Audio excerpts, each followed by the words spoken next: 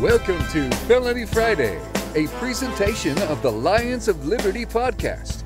Here is your host, John Odermatt. Felons, friends, and freedom lovers, welcome back to another edition of Felony Friday, a weekly show right here on the Lions of Liberty podcast. Of course, Felony Friday is only one of three shows that we have here on the Lions of Liberty podcast network. It is the longest running, the old school, the OG libertarian variety show. There's lots of posers out there now, people trying to rain on our parade, but we are the original, and don't forget it. And it all started back with our Monday podcast hosted by Mark Clare. It's our longest running show. It was the original, the OG of the OG Lions of Liberty podcast. And on that show, Mark interviews leaders in the libertarian movement, and he hosts roundtable discussions called Libertarians in Living Rooms Drinking Liquor. If you haven't heard them before, pretty entertaining, pretty fun. One was just released this past Monday. Unfortunately, I was not on it. From time to time, I am on them. I'm actually on most of them. But this one I wasn't on, and you know what? It was still really good. So I encourage you to go back and check it out. Every Wednesday, we have Electric Liberty Land, hosted by Brian McWilliams. Your weekly shot of culture, comedy, and liberty. And I guess I should say that Libertarians in Living Rooms Drinking Liquor segment is going to be taking place on more than just our Monday show. It used to really be relegated to that Monday time slot, but now we're going to have it once a month on the Wednesday show and once a month on Felony Friday in a most likely in an Is It a Crime and Should They Do Time type roundtable format. So looking forward to that. Looking forward to more roundtable discussions with my good friends at Lions of Liberty, and also bringing in some outside voices to take part in that fun times.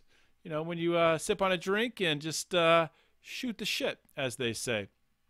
Some good content, some of the most popular content out there.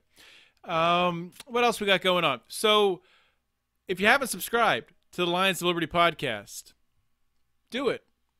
Go to wherever you get your podcast and subscribe. I mean, you're a smart person. You found this podcast, so I'm sure you can find the subscribe button to pound. And then if you're feeling really frisky today, give us a little 5-star review. Leave us a nice little comment. That would be very, very much appreciated. That is really all I have for today. Today's show, before I get into today's show, I want to let you guys know that this is a long one, okay? More than an hour long, but it's freaking awesome. And my guest, JC Almanza, fantastic guy. Got to know him during this interview. It's the first time I ever talked to him. His story, he's going to talk about the lows of being in a Mexican prison and getting stabbed and then working his way all the way back. He spent time in U.S. prisons as well, but working back once he got released the first time as a personal trainer and getting thrown back in prison. And it's a crazy story. And this is a guy that has just worked his butt off to be where he is and to turn his life around. So hope you enjoyed today's show. Let's get right into it. My guest today on Felony Friday is JC Almanza.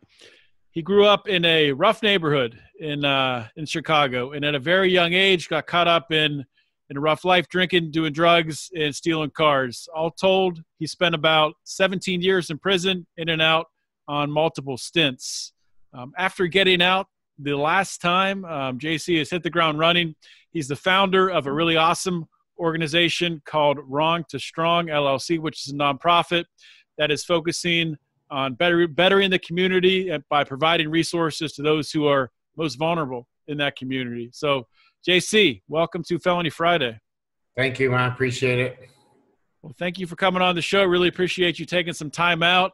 Got introduced to you by a friend of ours, friend of yours, Michael Matzevice, good guy. Another guy who's out there who's working hard for criminal justice reform, working his ass off. I guess the first place to start, man, what I like to do with my guests is kind of set the stage. I know your story is, it's got lots of different aspects to it. I don't want to skip over anything. So let's just start at the beginning. Growing up in Chicago, that situation there. Can you just sort of paint the picture of what your early years were like? I grew up in Chicago, Latino neighborhood, Mexican neighborhood, and my dad was an alcoholic, and my parents were really, really young. So, kids having kids, I call it, and there was a very dysfunctional family, so a lot of abuse,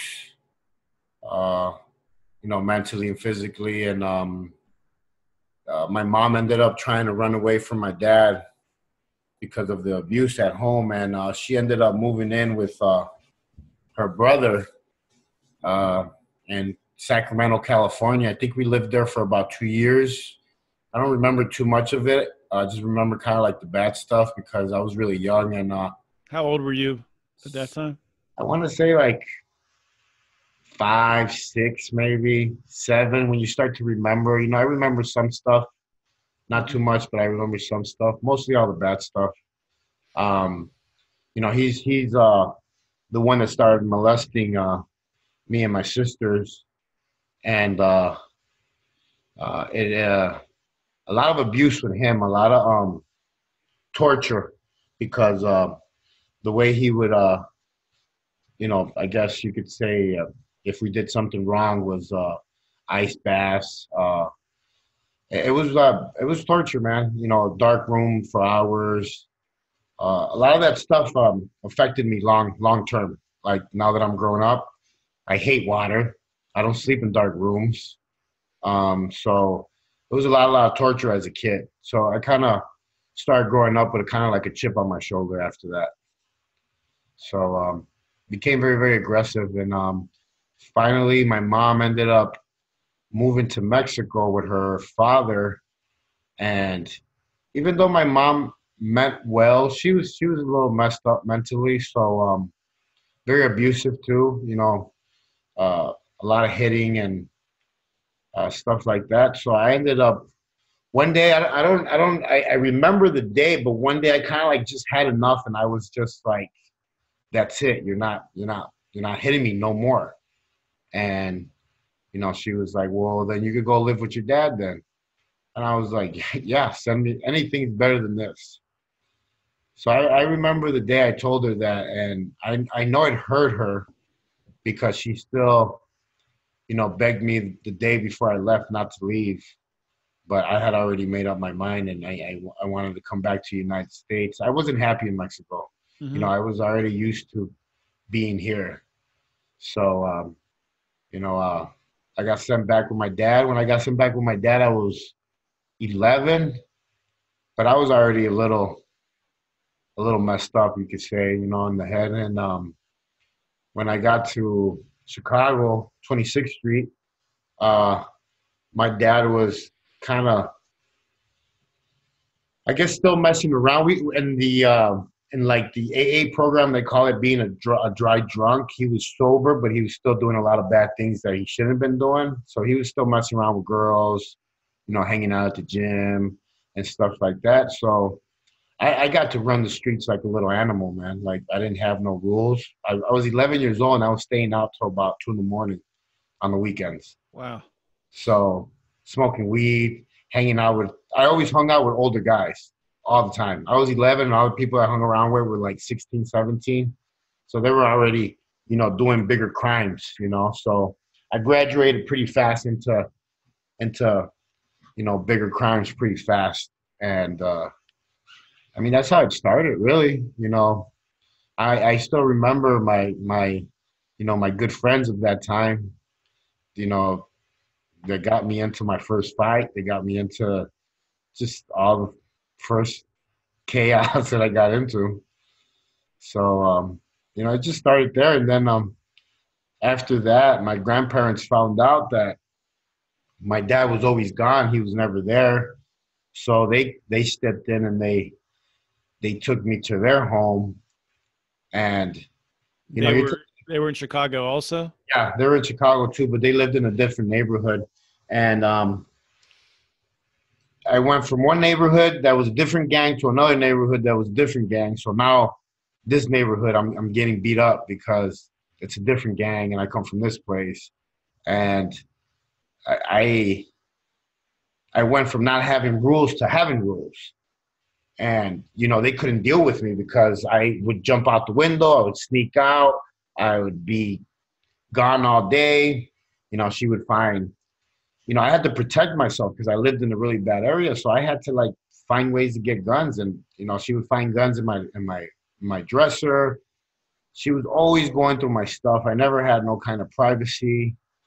Like it was intense, man. Like, I still remember to this day, and it still kind of stresses me out because to this day, like today, barely today, as being 42, I barely know what a little bit of like privacy is. Does that make any sense? Does that come from all the time you spent locked Yep. up and having that at home and then being in prison, no privacy? Like it's crazy how those little things could like change you, Mm-hmm. So I started getting into a lot of trouble once I got into my grandma's house. And that's where it really started getting like really, really out of hand because I was very, very unhappy. Do you think that you started to rebel even more because of that? Sort of having no privacy and feeling trapped? Yes. And most of anything, like not being understood, man, like they didn't know what I went through as a kid. They didn't know what happened to me. They didn't try to like, I had an uncle, my Uncle Martin, my dad's brother, was the only one that really, really stepped in and really, really tried to help me, and he took me to the college, University of Illinois, to get some studies done on me because the teachers thought that I was actually like slow, and he did studies on me. I'm actually above average intelligent. I was just using it for all the bad stuff. So, he stepped in a lot, man, but it was too late, man. I was lost. I was in the game, and I started hustling. I started selling weed, and I kind of fell in love with making money, man. Even if it was a couple $100 when I was young, I thought that was the solution to everything. So, I wanted to do it full time, and I ended up graduating to bigger things. And by the time I was 16, I was, working for the families in Mexico, what we call today the cartel, and graduated into that. And that was more money. So of course, how did that play out, getting involved with the cartel? Can you explain how does that happen? Well, I had a friend of mine that I grew up with, a girl. She knew everybody. She's the one that taught me what you say, like the game. And she hired me to be one of her mules. And when I got to Mexico, I met the main people. And I've always had like a gift, I guess, charisma. I win people over pretty easy. Mm-hmm. And the guys in Mexico took a liking to me, and I started working with them directly, and I just started making money at a really young age, man. Like, I mean, what kid can you say that 16 years old is making 20 grand here and there? Not too many. Yeah. So best sneakers, best clothes, everything. And it just got me more in trouble. And I ended up getting caught when I was 17 in Mexico. So I did some time in the Mexican prisons. And those are real prisons. They're not – all the prisons here in the United States are 5-star hotels compared to that. Can you explain a little bit, maybe some of the things that made it so much worse? Well, when you get there, there's no assigned bunk. There's no assigned room. They just open the door and they just throw you in. And the people in there, since there's no control, no guards, no nothing, they're running around like savages pretty much. And, dog eat dog world pretty much. And I'll never forget when they opened up those doors and they just threw me in. And I was like, where's my cell? Where do I go sleep? And they're like, find a place. Búscale. And, you know, it's crazy because all these inmates are the ones running the show in there. And it was pretty bad, man. I've seen some pretty bad stuff over there because there's no control. There's no the guards only come in, you know, maybe once or twice a day, and that's it. And how much time did you do in Mexico? I did almost 4 years waiting for my American transfer. I was the that project. It was when they were transferring inmates, Americans for Mexicans here in the United States. There was a program that they had back in the 90s. So there was like a waiting list to get transferred over. The American Exchange Program, that's what it was. And so when you got transferred over, you were probably happy with that to get out of there. Oh man, it was the best day of my life.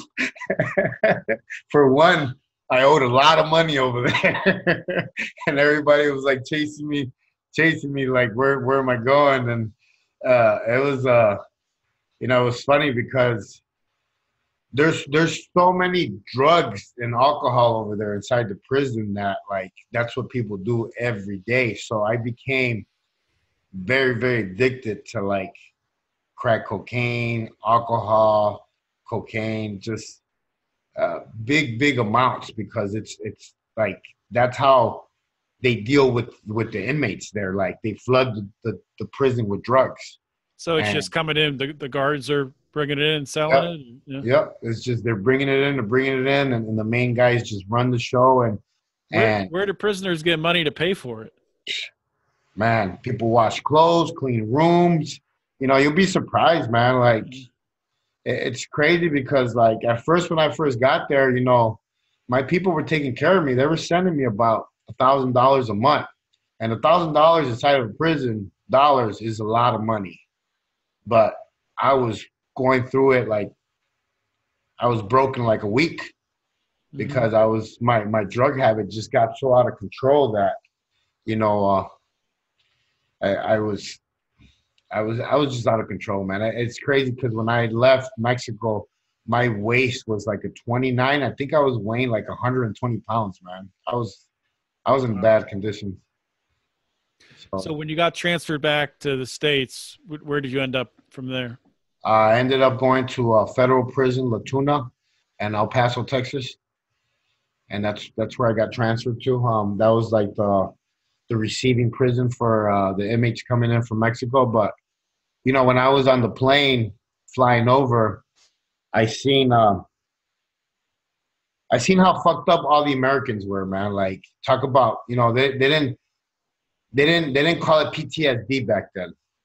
You know what I mean? They didn't, I guess they didn't diagnose it yet back then. But I still remember to this day how I look back at the plane and everybody looked really bad. There was Americans that were like shaking. The violence had got to them, the abuse. You know, I got stabbed a couple of times over there, but it was because I was a troublemaker and I was always into something because I ran with a pretty big, strong crew there. Like I've always been smart enough to know to fit in where I get in. Like I've always kind of managed to, you know, talk my way into places. So I did okay. I got into trouble because I wanted to. I was getting into trouble because I was a troublemaker. But a lot of those dudes didn't have a chance. A lot of those dudes got probably picked on, probably raped, probably, you know, abused, you know, because it's like I said, it's a jungle. It's a dog eat dog world. So you just casually dropped in it that you got stabbed a couple times. So how do you recover from getting stabbed in prison? I mean, is there medical treatment? Oh, they took me to the medical and, you know, checked to see if I needed stitches, and it was a couple of cuts that, you know, were done with a razor, and, you know, they patched me up, and that was it. I mean, I got out and back to the same old thing. I mean, honestly, to tell you the truth, when that time passed by, I didn't even feel it. Like I didn't realize that so much time had passed by. You know, my mom would go and visit me, and the first thing I would ask would be for money. And you know, now that I think about it, I feel so bad because like I would leave her in my cell and I would go get high and then come back, and you know, and she would be sitting there, you know, waiting for me. And uh, I was just very, very lost, man. You know, very, very lost in my drug addiction, and just I guess sad being in prison like that and somewhere else. And um, it was a bad time, man. Bad time in my life. So when you got back in the States, how much time did you end up serving on the rest of that sentence? When I got back to United States, they actually they put us in a room and they started showing us movies about Vietnam vets. And this is the part where my head clicked, and post-traumatic stress. Like they were actually showing us people that came back from war, how messed up they were, blah, blah, blah. And while I was in the room, you know, I decided to tell my story. I decided to, you know, tell them how I got stabbed, how things happened. And it was just because I kind of felt like I had been in counseling my whole life, so I kind of felt that that's what I needed to do because it was like a natural reaction for me. Like I need to talk about it in order to feel better. Mm-hmm. And I started talking to the counselor, and I told her everything that happened to me, and I actually got, I think it was 4 or 5 years off my sentence for pain and suffering. And was that common, do you think, with other prisoners coming back from Mexico to the U.S., or do you think that was? I think so, man. It's just I think that a lot of those guys were so messed up in the head, man, that like they didn't say nothing. Like I'm telling you, I look back at the plane, and I actually said thank you to God for letting me be like in my prime of like violence and my prime of being young, because like if you were to send me there right now, I wouldn't make it, man. I'm not gonna lie. I'm not that tough no more. I'm not. You know, they would have ate me fucking alive. I wouldn't have made it. Mm-hmm. And it's a very tough world. So, I mean, obviously, right, you look at yourself today, right? And I talked about during the introduction, you know, the things you've accomplished with Wrong to Strong and everything else you're working on. So what happened? Was there like an event? Was there, you know, an epiphany you had, something that, you know, changed your mindset? Yes. And so I was getting into trouble back and forth, you know, and I wanted to change, but at the same time, you know, I would get a job, and I've always actually done very, very well. Like I got a job at Walmart, I became the manager. I got a job at Marriott, I became like the superintendent. Like I always did very, very well in all my jobs, but to a certain point, I've always missed the big money, the fast life, the women, the drugs. So I would miss it, and I would be good for maybe 6 months, and then I would look for trouble. I would get in trouble, and then I would get locked up. So, you know, it was like almost like a high. And I ended up catching a federal case in 2008, and I got sent away, did federal time. You know, I said to myself, this time, that's it. I'm done. You know, I was tired. And little things happened to start changing. I learned how to read really good because I spent a lot of time on transfer. So I started picking up, you know, James Patterson books. I started reading a lot, and I actually started to fall in love with reading. So then I was like, you know, I'm gonna try and get my GED. Mm-hmm. So I got my GED, and you know, little by little, I always say that little by little, I started telling myself, you know what? Because I always told myself I was a dumb man. I always believed it. I guess from all those years of hearing that as a kid, I actually made myself believe it. So I didn't try to do better. I didn't try to learn.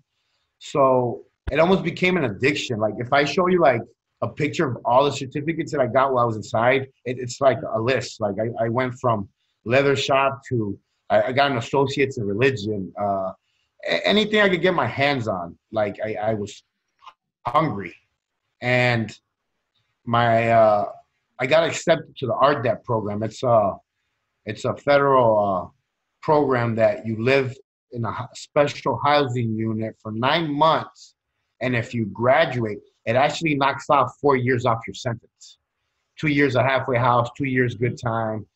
And it knocks off a big chunk. So a lot of people try to get into that program. And I was lucky enough to actually get sent to it in Florida.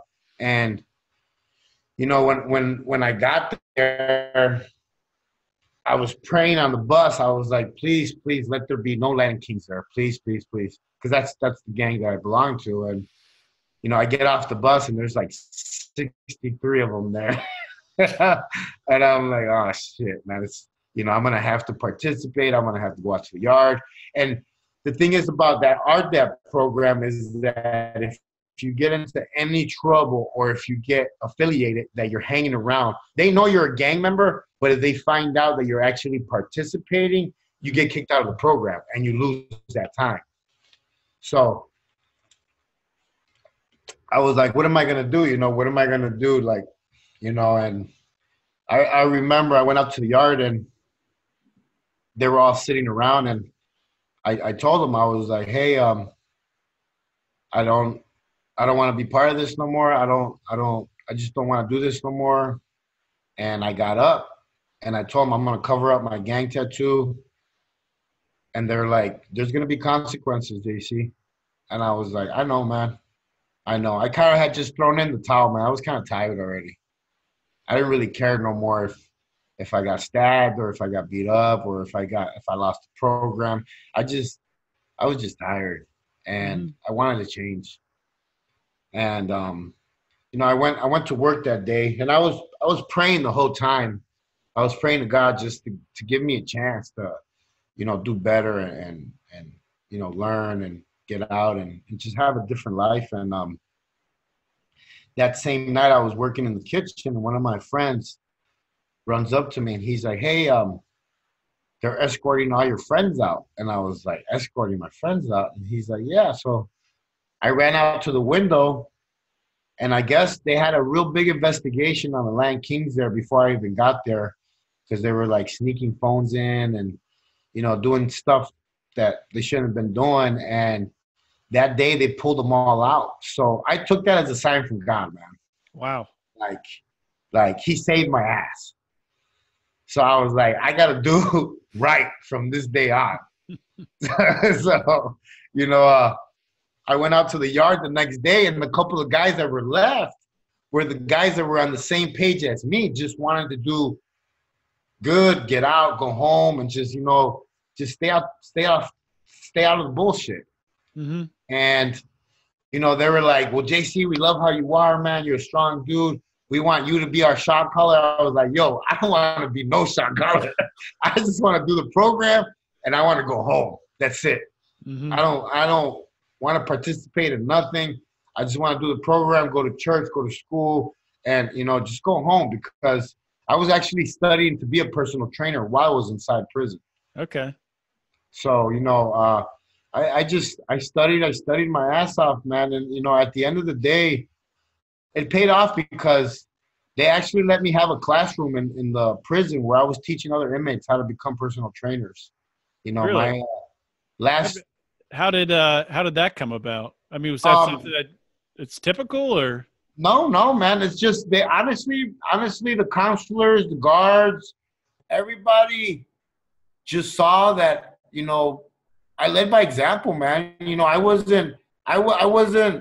still, you know, everything but was by code still. Look, I was still an inmate. I wasn't talking to guards. I wasn't snitching, none of that shit.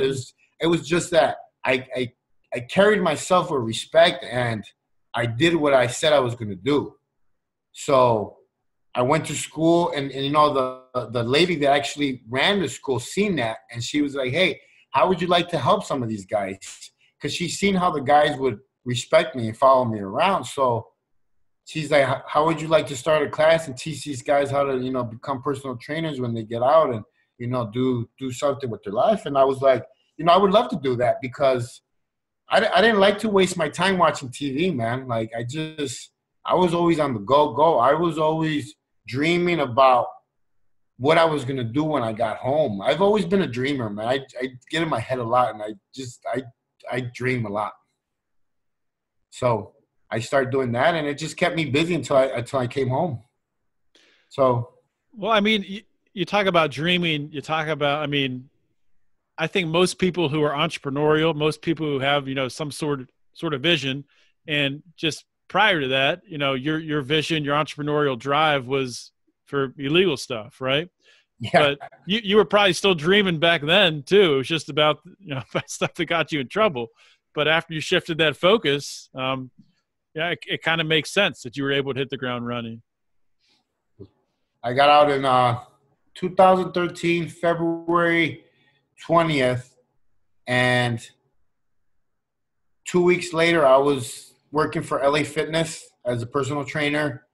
6 months later, so I was their master trainer. You didn't have any problem with you know, a felony on the record? They didn't. Well, I walked in and I was like, who's your fitness director? And I already had on paper what I was going to say. I got these 2 notebooks that I carry around with me that I had since I was in prison. But I already had my what I was going to say, everything. And I was like, who's your fitness director? And they sent me to her. And she's still a good friend of mine to this day. And I was like, hey, I'm going to work for you. And she's like, no, you're not. Not with all those tattoos.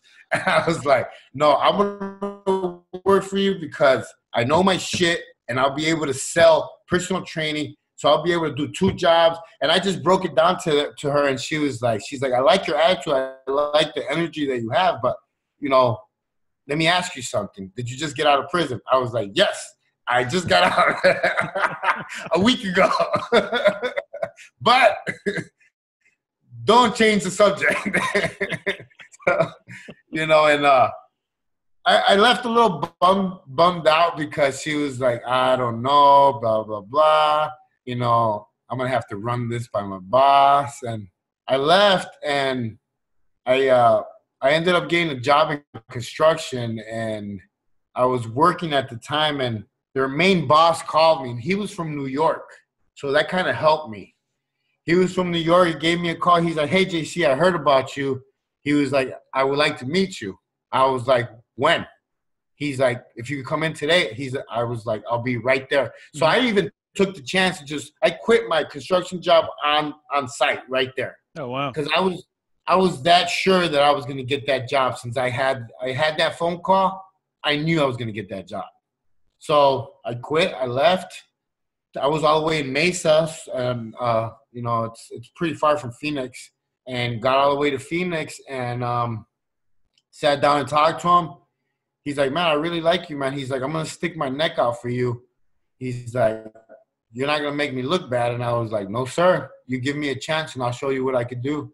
And he's like, you're going to have to cover your tattoos. You're going to have to wear long sleeves. I was like, that's fine. I'll go get all my stuff tomorrow. When can I start? He's like, you can start tomorrow. And I started, man. And, you know, I ended up being one of the busiest trainers. I was pretty much – people were coming from other gyms just to train with me because I had heard about my prison-style workouts. They had heard, you know, this tatted-up guy with – I had a red mohawk back then. So, you know, I pretty much stuck out. Red mohawk covered in tattoos, you know, burpees were my signature move. And I was in a rich – it's called the Biltmore area. It's a rich area here in Phoenix. Okay. So I stuck out like a sore thumb, man. Like I stuck out like people knew who JC was pretty much. That's and cool. You know, 6 months later they made me their master trainer, and I was doing really, really good. And I ended up leaving a year later because I ended up opening my own gym, Alpha Omega Fitness. Wow. Yeah. So you were able to save up enough money in a year to be able to open your own gym, or did you bring on investors? Or I brought in 2 investors that ended up screwing me at the end because I knew nothing about business, but I would leave work at 7 o'clock at night, go straight to the building and do construction until about 2 in the morning. Then I would be back at LA Fitness at 5 in the morning. And I did that for almost 7 months until I was able to open the doors. It was short-lived because a lot of personal stuff started happening.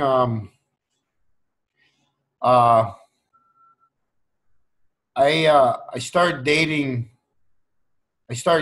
And it didn't work out because I was still very insecure, very controlling, jealous. And I was actually dating someone that was out of my comfort zone. And by the reason why I say that, it was that she was an educated woman. And I really never thought that I would date someone like that because I was used to dating, I guess, people that came from the same background as me. And I was very, very jealous. She was around doctors all the time. And I moved in with her. So I felt, she made more money than me and everything. And she was actually really, really good to me, man. But I didn't know how to take it in. So she ended up leaving me. And, it took kind of a toll on me. And I kind of went into a depression where I just didn't really give a fuck anymore. And I started drinking here and there. And, people that know me from back then, like Bo, one of my guys that was working there as a trainer at my gym, seeing how bad of a place I got into. And, I ended up kind of coming out of it, and I ended up working at another gym after that. I let my gym go because the owners that I went in as partners, were just pretty much just screwing me. Like I wasn't making no money. I was just there all day. It was a really bad situation. So I ended up, moving to another gym, Fit Training Center in Phoenix. And I actually started doing very, very well there to the point where it got to my head and I didn't know how to deal with being successful. And started going out a lot, started messing around with girls a lot. And one day at a pool party, I had been out already I was going almost on 4 years, and my PO wasn't dropping me no more or nothing. So I was at a pool party. There was girls. There was naked girls there, alcohol. I took a hit off a joint. And guess what? The next day my PO calls me, tells me, hey, I need you to come in and drop. To this day, I still look up and I'm like, man, you have a sense of humor, man. It's like, he gave me enough chain to hang myself, and it's after I tested dirty, he submitted some paperwork. So I kind of threw the towel in, man. I was like, fuck it, And what year was this? 2015. Okay. And he actually tried to help me, man. He sent me to rehab. He sent me to a couple places. But in my head, I was already like, fuck it. Like, he's going to send me back anyways. The system's against me. The system is meant for me to fail. And yeah, I was playing the victim role too much. And it was just because I wanted to fuck up. It wasn't nothing else, I have to be man enough to man up to it, And yeah, he ended up violating me, and I got sent back that year, and they sent me to a really fucking bad place in California, Victorville, behind the wall.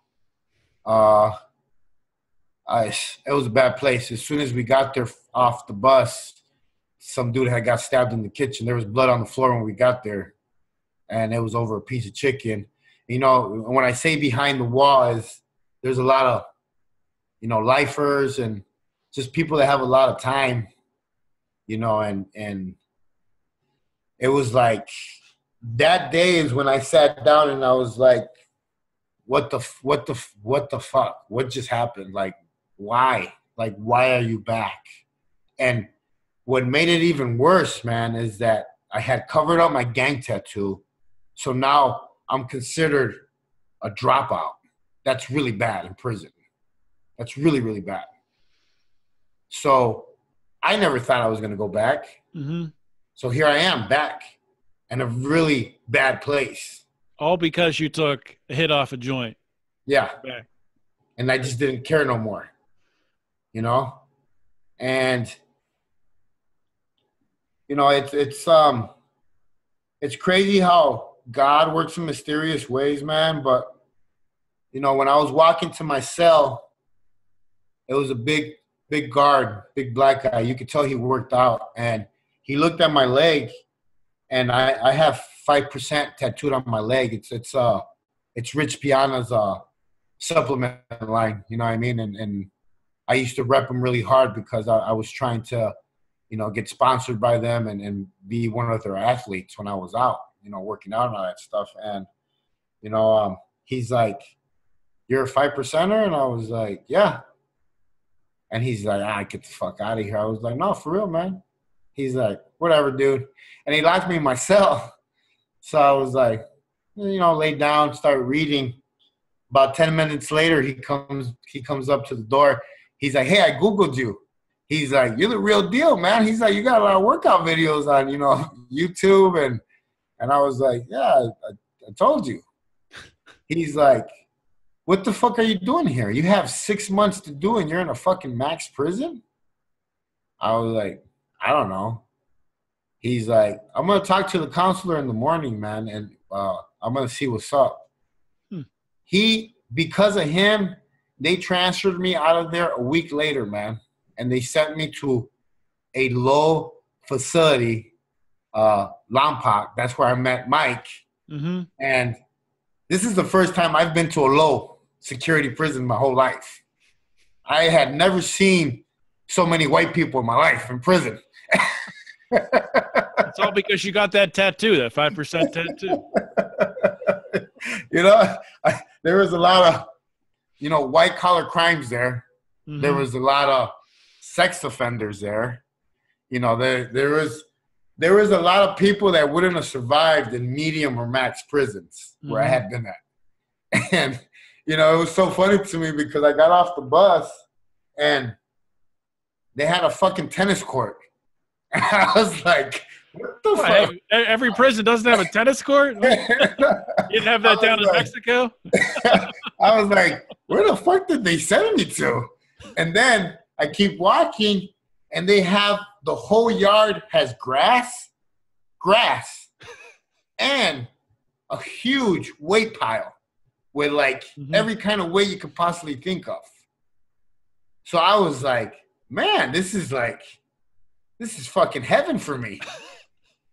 So, you know, I got there and, you know, so when you get to prison, you got to pick who you're going to like roll with, who you're going to sit with. You got to get all that out the way before you want to go hang out and, you know, make friends and all that shit. And, you know, I got there and there were no Latin Kings there because I was in California. And there was a lot of Mexicans. They call them paisas in there. I decided to sit with them because, you know, my parents are Mexican. I'm Mexican. I consider them my people. So, you know, I went up to their main person and told them, hey, I'm going to sit with you guys. And at first they were a little bit like, because you don't want to just let any gangbanger sit with you because they could bring drama to your table. Mm-hmm. So they were like, well, we got to ask, you know, the Southsiders first. We got to ask the other guys first if they're cool with it. And I was like, yeah, go ahead. I had my paperwork. And what I mean about that is I wasn't a child molester. I wasn't a rat. Mm-hmm. So I had my paperwork, and they were like, all right, you can sit with us. They needed soldiers, man. The Mexicans, most of them are there for illegal entry. Yeah, there's a couple of scumbags, low lives, but they're mostly all just people that try to come out here to fucking work. Yeah. So they're not looking for trouble. You know what I mean? So they need a couple of roughnecks in their crew. So they let me in. I sat with them, and started doing my time, man. I mean, me and Mike hit it off pretty fast because he was in the same unit as I was, and I became friends with him and his boy Vic. And I didn't have nobody sending me money or nothing, man. And I always had to kind of like hustle or just kind of like find the right people who to hang out with so I could like get a fucking shot of coffee, man. And that's how me and Mike actually became really good friends, is that he seen me sitting down one day by my bunk, and he's like, hey, you got some coffee? And I was like, huh? He's like, you want a shot? And I was like, yeah, I mean, you got one? And, he gave me a shot, and he told me, my locker's right there, dude. Whenever you want, it's open. Go ahead. He's a really good dude, man. Really good dude. I got a lot of love for him, a lot of respect. And him and Vic always took care of me, man. When they would make food, they'd always put a little bit to the side for me. And, they showed me a lot of love, man. And in there, you build strong friendships, man. It made me a little bit emotional just think about it. But, you build a really strong bond with these guys where, if shit ever hits the fan, you're like ready to kill for each other. So, it's a life that a lot of people don't understand, man. Mm-hmm. So, it was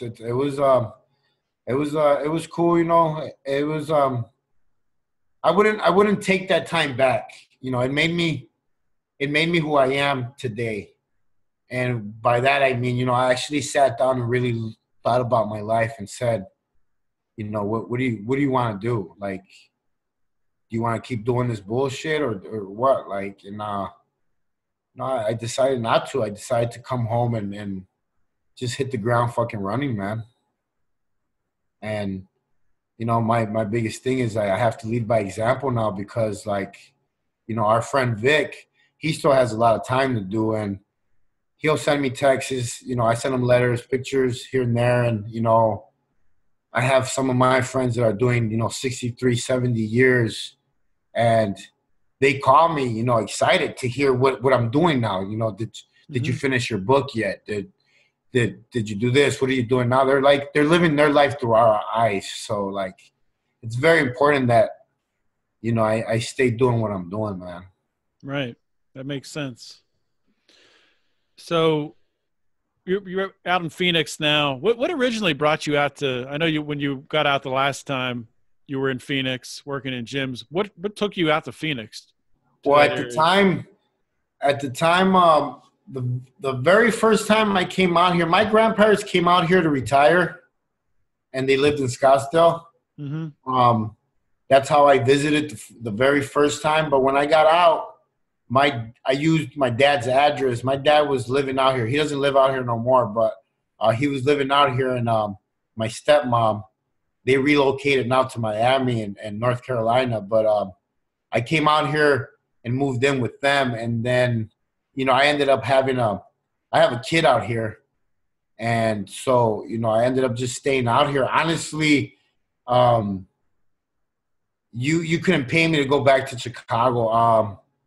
I probably wouldn't make it, man. And I had a lot of enemies. I did a lot of bad stuff, and, people don't forget, and it's only a matter of time. A couple of days ago, I got some bad news of one of my, close friends that I grew up with. He was shot to death. And out of 20 of us that we grew up together, there's only about 5 of us left. And that's crazy. 3 of them are doing life sentence, and I'm here, and Eddie's in Chicago, and like to think there was so many of us, and now like they're mostly all gone. So it's like crazy. And you're what? You said you're like 40 years old, right? 42. Yeah, you're a young guy. That's nuts. So once you got out that last time, just tell us about, the process, starting wrong to strong. How did that all come about? Well, I got out and I went to the halfway house, and I was a little worried about like where I was going to live. I had kind of like burned my bridges with my uncle, the one that lived out here. So I was like really stressed out and worried about, what I was going to do, where I was going to live, how I was going to survive. And I ended up, growing some balls and calling my uncle and saying that I was sorry, for not apologizing, just being rude, man, being nasty, and like when you don't want to accept that you're wrong, your pride, blah, blah, blah. So, I ended up fixing those ties with him, and he ended up opening his doors to me. So right out the halfway house, I got out and I moved into his place. Slowly but surely, some of my clients started hearing that I was back out, that I was home again. I got one client, two clients. Little by little, they started coming back, and it was hard at first because I didn't have a vehicle, didn't have a driver's license, didn't have nothing. So, I had to get up really, really early to walk all the way to work because the buses don't run 24 hours here like in the big cities. So, I had to leave the house at like sometimes 2 in.the morning to get to walk all the way to the gym where I was working at to be there by 3:30, and I was really, really motivated, man. And I ended up, I want to say 6 months later, I ended up meeting a girl, my baby's mom. And I did the same thing I've always done. And that, meet a girl, shack up with her, get her pregnant. I have, it's something that I still needed to fix. It was like it's a flaw that I had. Like, I guess codependency, I guess that's what you could want to call it. And, she was pregnant like 6 months later, and I ended up moving in with her.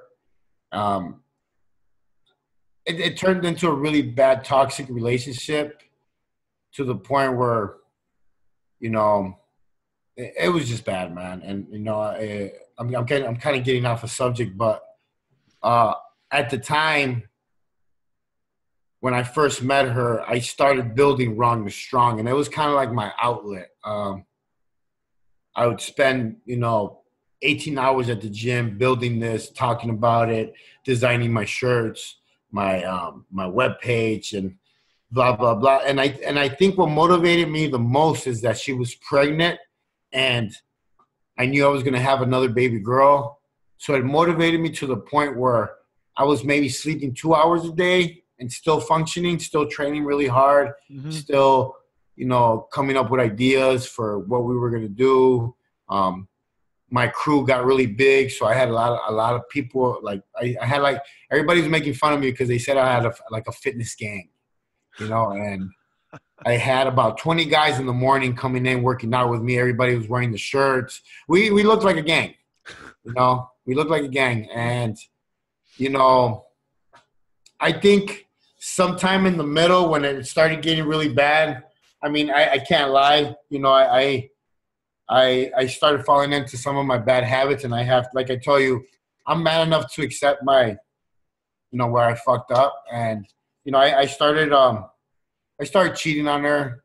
I started falling back into my old habits of the old, I call it the old JC.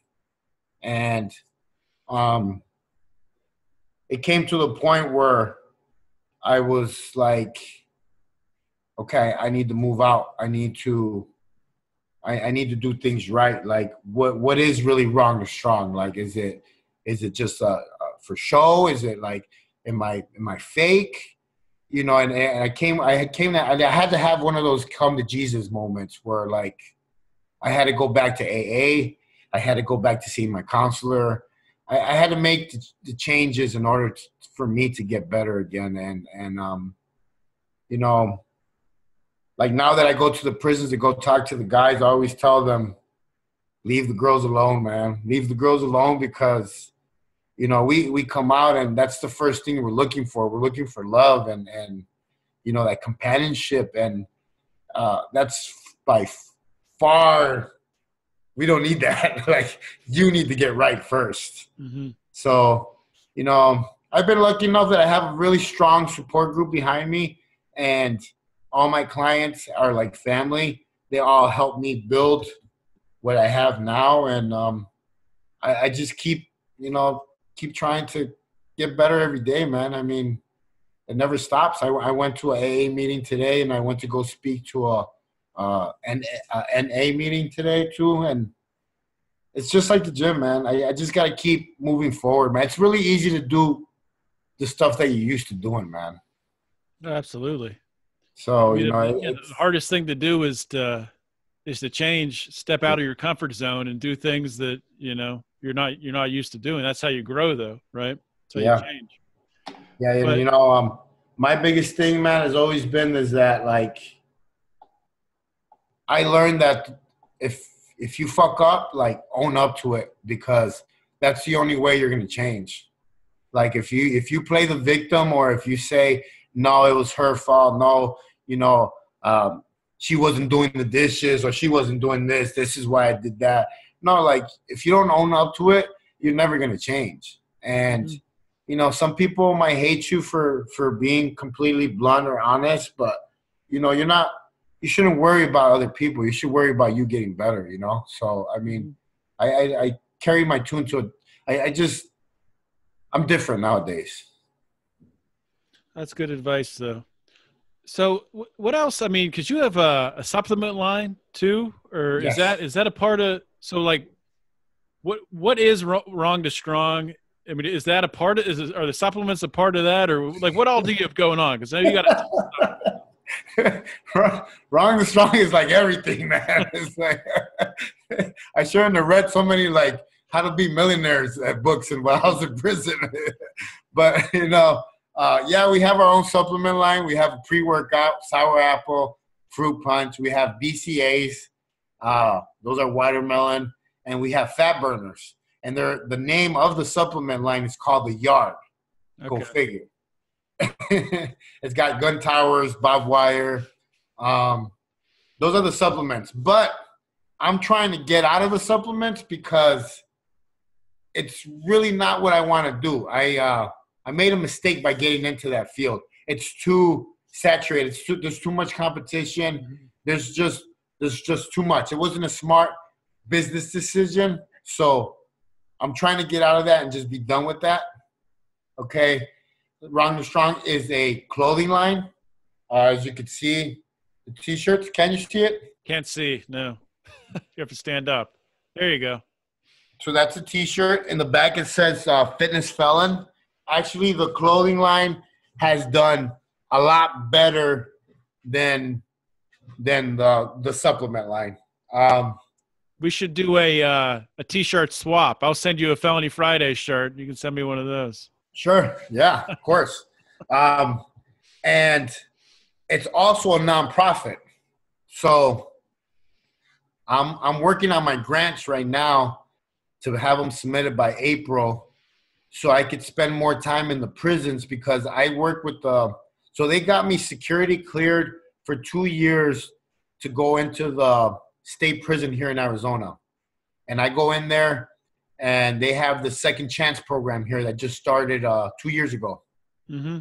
And the Second Chance program, what it does is it teaches inmates how to get jobs, how to do resumes, how to weld, how to do construction, just how to be productive citizens, pretty much, you know. And they're actually helping, because the return rate's really high. It's 82%.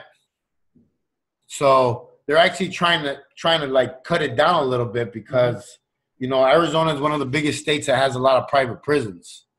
So a lot of people are making money on these guys coming back. So I go there twice a month for the graduation. I speak. They show my video. I talk to them. I want to be a motivational speaker. I want to study it. I want to practice it. I want to be good at it. I want to spend more time with them. I feel that that's my calling because I feel like how you feel when you go to church or when you feel like you go somewhere and you get like this feeling, you leave out of there really happy, like with a smile. It feeds my soul. So every time I go to the prison, I talk to these guys and, they love my story. So like, it feels really good to me. And I feel like that's what I want to do. So I hope that I can get these grants going. I really want to spend more time in there with them. And, they're willing to actually give me a classroom also so I could do what I was doing in the federal prison, teaching these guys how to be personal trainers. Mm-hmm. So I just got to figure a way to pay my bills and hang out at prison all day. So, yeah. Well, the good thing is, there's been a change in the last couple of years, and prisons are allowing this, and these types of programs are starting to thrive. So, I'm not sure what led to it, but it's been a slow process. But it looks like people are finally starting to wake up in this country. Well, have you seen that movie on Netflix called The 13th? No, I haven't. Okay, you need to check it out because it talks about how the prison system got started here in the United States. And it talks about how when slavery became illegal, you had all these farm owners that didn't have no more workers. And what was the best way? They were locking up, black males, whatever, for petty crimes, and they created the chain gang. And they go into detail how this started growing more and more and more. We're 25, I think it says it on, you need to watch it, but it's kind of like, it'll make you think twice. 25% of the population in the United States has either been incarcerated or is incarcerated. Really? Yes. Yes. Yeah, I know the number of felons. And not every felon does time, but it's something crazy, like 30% or. We're the highest in the whole world. Mm-hmm. The whole world, and that should say something. Yeah. They didn't have no programs when I was in and out of prison, man. I didn't get no kind of help, nothing. And and you have a lot of these. So now that these grants are coming in, and I seen it the last time I was at the prison. Now that there's money there for these guys to try and get better, you have all these dudes that are stepping in with suits that are opening up sober living places, halfway houses. They're all in it for the buck, man. And, I want to really, really get this grant, and because I consider myself a specialist in this. Yeah. Well, it's okay to have people wanting to make money off of doing it, as long as they're not doing it in an exploiting way.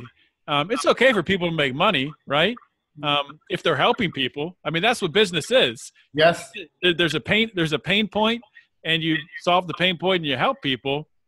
That's capitalism right there. So people making money in and of itself isn't bad, but if they have ulterior motives for it and they're exploiting people or doing nefarious things, that's a problem. I just really want to step in, man, and I really want to really change these guys' lives, man, and show them that there's a better way, and that we live in the best country in the freaking world, man. Like, dreams actually come true, in the United States. Yeah.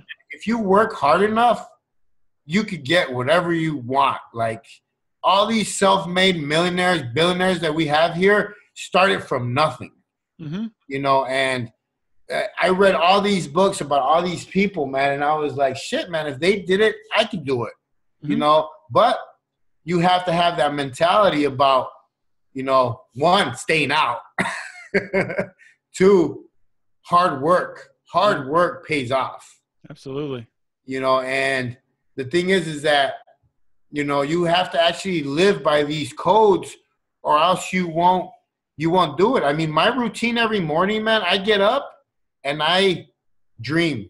I dream about what Wrong to Strong is going to be, where it's going to be. Like right now I've been dreaming about if I get that grant money, how I want to build like a Boys and Girls Club, like a prison style gym with a laundromat, you know, computer room, a meeting room, to have these guys come in, pick them up at the halfway house in vans, bring them in, you know, and make them feel like they're part of something, you know, and have them volunteer, work there, you know, and just like a mentorship program and pretty much just I just visualize it every day in the morning, you know, and I listen to my motivational stuff.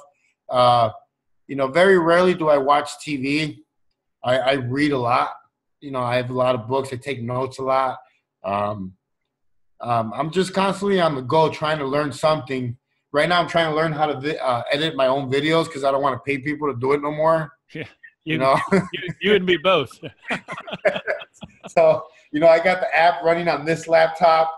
I got this laptop running. I got the phone going. So it's like I'm always trying to do something and use my time very, very wisely, man. Even when I'm in my car. There's times that I listen to music, but very rarely. I listen to music when I work out. But when I'm in my car, I'm actually listening to like audiobooks.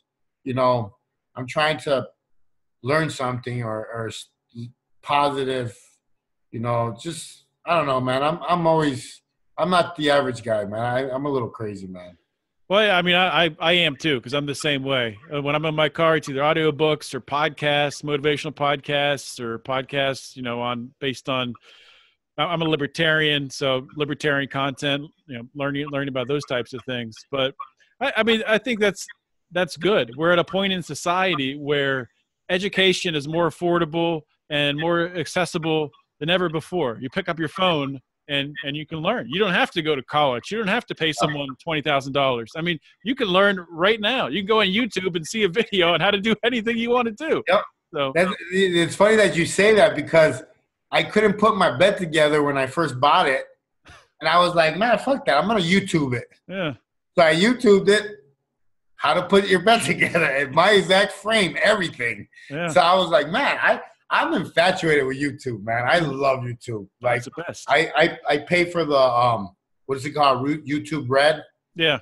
I could have like no commercials, none of that stuff. So I pay for that, but I constantly stay on there, man, because man, there's so much you can learn from there, man.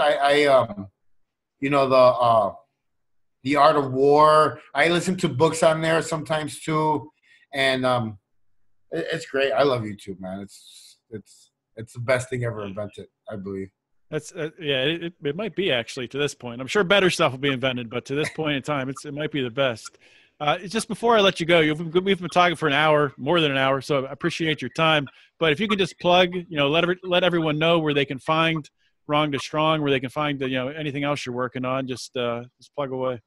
Well, you know, my YouTube channel is Wrong to Strong. My Instagram is Wrong to Strong. My Facebook is JC Fit, but I have my business page, Wrong to Strong. Everything's pretty much Wrong to Strong. If you actually Google Wrong to Strong, I'm pretty sure my stuff will come up. It does. You know, I did that before this interview. It does. You know, and I got a lot of reviews, so I'm pretty high up there in the what do they call it, search engine. Mm-hmm. And I learned that on YouTube too. So yeah, I mean, pretty much just Wrong to Strong, and there's some big things happening. So, you know, I'm getting ready we should be done with my book about my life in a couple of months. So that's coming up, and just more stuff, man. I mean, we're constantly working on stuff. All right, man. Well, once you finish your book, let me know, and we'll have you back on to talk about that. Yep. You got it, man. All right. Sounds good, man. if you want to give any parting words, any advice for anyone out there listening who's going through a tough spot, maybe they just got out of prison. It's never too late to ask for help, man. It's never too late to change, and it's never too late to learn. Those three right there. Absolutely. And hard work does pay off. Well, thank you so much for your time, JC. Really appreciate it. Thank you. I appreciate it, man. All right, so that'll cut right there.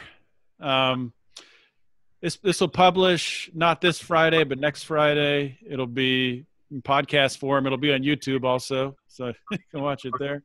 Okay. And yeah, man, really appreciate your time and sharing your story. Hey, man, you know, I appreciate it more because it's this. I look at it. This is helping me more, man. And the more guys hear my story, the more impact I can have out there. So, you know, it's I appreciate it. I'm I'm blessed to have, you know, people like you and Mike in my life. So, you know. Yeah, and you know what? Something I've come to realize with you know, these shows, it's obviously great for people who've been through the criminal justice system, who've been through that ringer and are trying to survive that, trying to be successful. But also I mean, I've had a lot of people emailing me, send me messages, people who are just like stuck in like a corporate job and struggling away with that. And they'll see a story like yours and be like, man, look at this guy. He's out there. He's been through prison. He's been in prison in Mexico. He's been through all this shit, and he's still positive. You know, well, why am I moping in my fucking cubicle? You know, it wakes people up. So I think it can help a lot of people. I appreciate it, man. You know, I've learned that only the mind is very, very powerful, man. If you believe, you know, certain things about yourself, you know, I did it for years, you know, and now I don't believe it no more. I believe other stuff. So it's, you just got to believe, man. You got to dream. Like I said, never stop dreaming. Always dream. Absolutely, man. I'm with you there. Hey, if you can just in the next week or so, send me either a picture of yourself, or if you want to have a branded logo on the show notes page when I post the podcast, just send me an image that you want me to put up, okay, and I'll add that on. I'll send you one of my Playboy ones by the gate with my shirt. Looking pretty cool. I have some cool pictures. All right, my daughter always tells me, take off your sunglasses already. You're trying to act cool. And I was like, I am trying to act cool. I'm 43 years old. I'm going through my midlife crisis. There you go. So, all right, man. Well, you have a good night. Really appreciate your time. All right, man? All right, brother. Thank you. All right. See ya. Well, that, my friends, is the end of an amazing interview. I mean, if you guys didn't enjoy that interview, if you didn't really, I mean, if you weren't on the edge of your seat going through those dips and just imagining living what JC went through, you know, just absolutely incredible. When he's talking about coming back, you know, being transferred back to the United States from Mexican prisons after just living that, being stabbed in a Mexican prison multiple times, and, you know, and saying up front that if that happened to him today as an older man, he wouldn't make it. The only reason he made it out of there is because he was young and tough and stupid, and he knew what to do. He knew how to navigate himself in those situations. But what an incredible story. And if that's, and I told JC during the interview, this is motivation for people who are in the criminal justice system, or who have spent time in the system, or are going to spend time in the system, that you can come back from anything. But it's also motivation just for the regular person out there, the regular Joe, who's just struggling through the day to day. And, you know, you can turn your life around like that tomorrow. You can change your life tomorrow. You can change your identity tomorrow on who you are. Imagine, you know, we've had so many great guests on this show who have been through so much, they've been, you know, really suffered tremendous injustice. Some people thrown in prison for murders they didn't commit. You know, JC did commit crimes. He's not saying he didn't commit crimes, but the time that he did, and the person that he identified himself as a criminal. And he talked about that especially when he, and this, I wouldn't say the last time he was thrown in was a crime. That one was when he just he smoked a little bit of weed and failed a probation test and got thrown back in for that reason. I wouldn't say that he necessarily, obviously, did not harm anyone there. There's no victim, there's no crime, no victim, no time. Slogan for the show.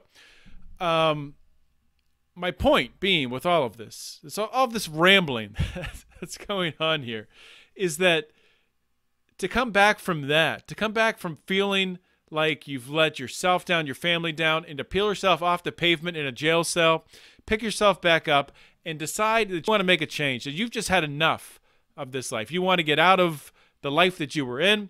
For JC, it was getting out of the gangs, getting out of the life of crime, getting out of stealing cars, getting out of drugs, getting out of all of that stuff. For somebody else who might be, stuck in a job they hate, a relationship that they're sick of, maybe they just don't have confidence. Maybe they don't have faith in themselves. Maybe they don't have faith in anything out there. Anybody can pick themselves up off the pavement of life and start a new life tomorrow. It sounds ridiculous, but all you have to do is look around. Look at the people who have had on this show. Look at what they've overcome. If you haven't heard a lot of these stories, go back in the archives and listen. Guys, if this stuff doesn't motivate you, I don't know what does. I mean, just want to encourage you guys. We only have one life. And, the more I do this show, the more that I'm beginning to realize just how important being intentional in your life is, and making decisions that benefit your future, not just doing things to do them. I've seen so much injustice. You think I'd get used to it, but I've seen so many people be put through the ringer of this criminal justice system, and almost to a person, they do not carry a grudge. They do not carry hatred with them. They found a way to get past that. They found a way to start a new life. And really, if they can do it, anybody can do it. So that's my message for you today. And I will step off my soapbox, and I'll just say one more thing. If you enjoy this show, if you enjoy what we do here, please support us. Please follow us on Facebook. We have a Facebook page. On Twitter, we're at Lions of Liberty. Excuse me, on Twitter. We are at Lions of Liberty on Instagram. You can follow me on Instagram at John Odermatt. Please join our Lions of Liberty forum on Facebook. Just go to Facebook, type Lions of Liberty forum in the search bar at the top, and hit join, and we'll get you right in as long as you are a regular person.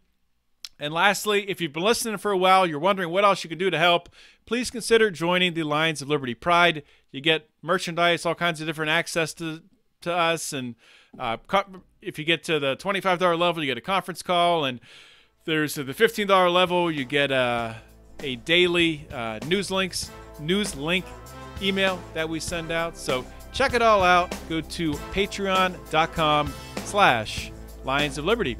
That's all I got for today. Thank you so much for listening to this very, very long episode. I appreciate you guys. We appreciate all of our listeners. This is John Odermatt signing off. Always remember to keep your head up and the fires of liberty burning.